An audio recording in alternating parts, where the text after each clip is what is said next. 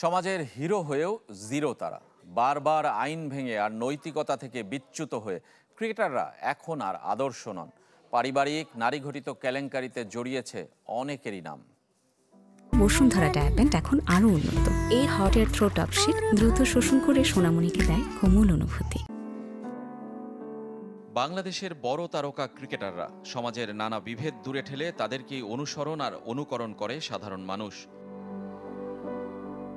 কিন্তু তারাই নিয়ম ভেঙে আর নৈতিকতার স্খলনে বারবার হয়েছেন সমালোচিত। জাতীয় দলের ক্রিকেটারদের মামলা, হামলা আর জেলে যাওয়ার ঘটনা নতুন নয়। রুবেল হ্যাপির হ্যাপি লাইফ অনেক আগেই শেষ। 2015 বিশ্বকাপের আগে জেলে যেতে হয়েছিল সাবেক হয়ে যাওয়া এই পেসারকে। নারী নির্যাতনের অভিযোগ শাহাদাত হোসেনের বিরুদ্ধেও ছিল। গৃহকর্মীর গায়ে হাত তুলে তিনিও হাজতে গিয়েছিলেন। দু পেসারের সঙ্গে এক স্পিনার। তৃতীয় জাতীয় ক্রিকেটার হিসেবে জেলে গিয়েছিলেন আরাফাত সানি। বাকি দুজনের সঙ্গে তারও মিল। ঘরে স্ত্রী রেখে আরেক নারীর সঙ্গে ঘনিষ্ঠতার অভিযোগ ছিল তার বিরুদ্ধে। তবে এদের সবাইকে ছাড়িয়ে গেছেন নাসির হোসেন। সুবার সঙ্গে প্রেমের সম্পর্ক ছিন্ন করে বিয়ে করেন তামিমাকে।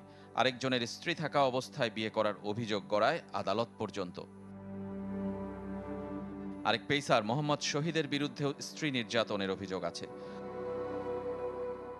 যৌতুক চাওয়ার অভিযোগে অভিযুক্ত আলামিন ও মোসাদ্দেক হোসেন।